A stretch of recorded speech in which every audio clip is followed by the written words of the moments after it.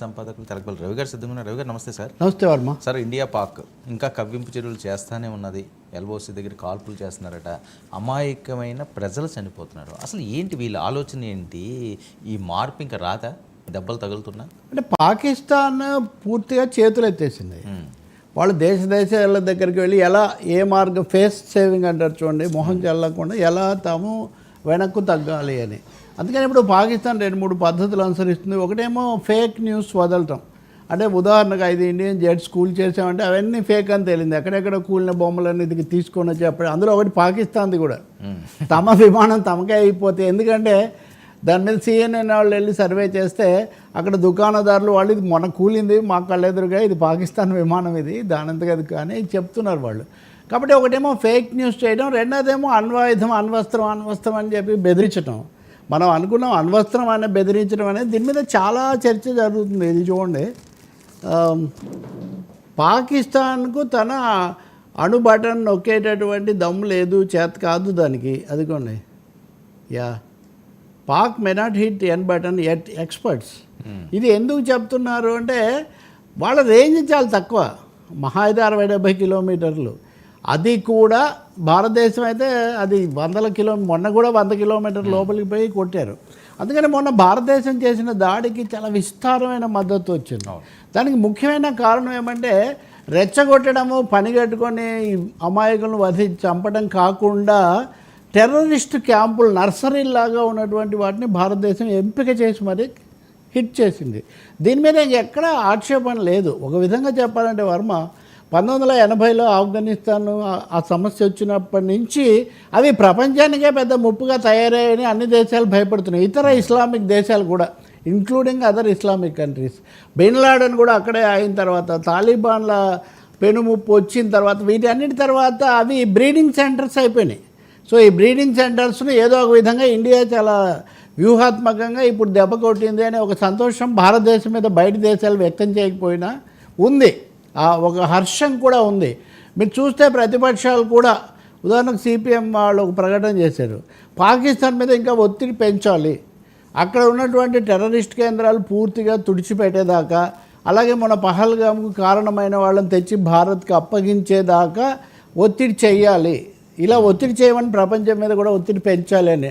అంటే ఏకాభిప్రాయం. ఇప్పుడు అఖిలపక్ష సమావేశం జరుగుతుంది, మోదీ దానికి ఒక సందేశం పంపించారు.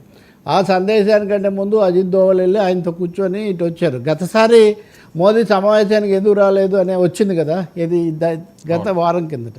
ఇప్పుడు అలా కాకుండా ఆయన దాన్ని చక్కదిద్దుకొని ఒక సందేశం కూడా పంపించారు. అందరం ఒక తాటి మీద నిలబడాలన్నారు. ఇక్కడ రక్షణ మంత్రి, హోంమంత్రి అందరు కూడా వచ్చారు. కాబట్టి ఒక ఏకాభిప్రాయం, ఎప్పుడూ లేనంత ఏకాభిప్రాయం, చాలా విస్తృతమైన మద్దతు రావడం అన్నది ప్రభుత్వానికి బలం చేకూర్చడమే కాకుండా ప్రపంచంలో కూడా భారతదేశం యొక్క ప్రతిష్టకు ఈ లక్ష్య ఛేదన, హిట్టింగ్ ది టార్గెట్ అన్నదానికి చాలా అప్రిసియేషన్ వస్తూ ఉంది. దీన్ని బాధ్యతగా మాట్లాడడం కూడా. ఇప్పుడు ఈ దీన్నే తీసుకుంటే భారతదేశము నో ఫస్ట్ న్యూక్లియర్ యూస్, మొదట మేము బాంబు వేయము అన్నది భారతదేశం చాలా స్పష్టంగా ప్రకటించింది. వాజ్పేయి హయాంలో జరిగినప్పటి నుంచి, ఇందిరాగాంధీ అప్పటి నుంచి కూడా నో ఫస్ట్ యూజ్ అని పాకిస్తాన్ ప్రకటించలేదు. అవును. కాబట్టి ఇప్పుడు నేను చూపిస్తున్న దీని ప్రాధాన్యత ఏంటంటే భారతదేశం తనుగా వేయదు. పాకిస్తాన్కి ఏమో వేసేటంత ఒక బాంబు వేయడానికే వాడి దగ్గర ఉన్న డబ్బంతా కూడా సరిపోదు, పైగా చాలా దగ్గరగా ఉంటుంది. కాబట్టి ఇక్కడ అణ్వస్త్రంతో బెదిరించడం అనేది కుదరదు. మొన్న చేసినటువంటి ఆపరేషన్ సింధూర్తో ఉపఖండంలో బలాబలాలు మారిపోయినాయి. అంటే correlation of forces, military balance కూడా మారింది. ఎన్ని రకాలు మారాయంటే పాకిస్తాన్లో సైన్యానికి, పౌర ప్రభుత్వానికి ఏదో ఒక మొక్కుబడి లాంటి పౌర ప్రభుత్వం ఉంటుంది కదా, సివిలియన్ మిలిటరీ బ్యాలెన్స్ మారిపోయింది ఒక్కసారిగా.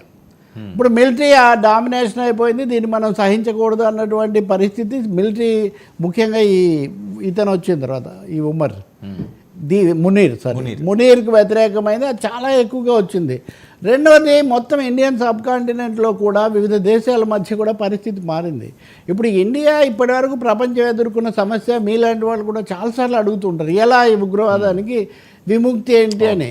ఇప్పుడు ఈ 2019 తర్వాత అనుసరించిన పద్ధతిని చూడండి, హిట్టింగ్ ఏ టార్గెట్.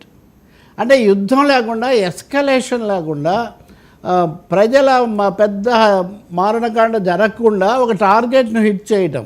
ఇక్కడ 2 సార్ల నుంచి పాకిస్తాన్ ఏం కోరుకుంటుందంటే ఏదో ఒక విధంగా సరిహద్దు రేఖ పొడవునా యుద్ధం రగలాలి, సైనికులు ప్రజలు చనిపోవాలి, దాన్ని ప్రపంచానికి బూచిగా చూపించాలి. ఇది పాకిస్తాన్ ఆలోచన. కానీ భారతదేశం ఎంచుకున్న వ్యూహం ఎలా ఉందంటే ప్రాణ నష్టం తక్కువగా ఉండి శత్రు శిబిరాలను ఛేదించటం అన్నది. 3 సంస్థలు ఉన్నాయి, జైషే అహ్మద్, హిజ్బుల్ ముజాహిద్దీన్, లష్కర్ ఎ తోయిబా. ఈ 3ంటిని ఇంత గట్టిగా టార్గెట్ చేయడం అన్నది ఒక భారత్కే కాదు ప్రపంచానికే ఉగ్రవాద వ్యతిరేకమైన దాంట్లో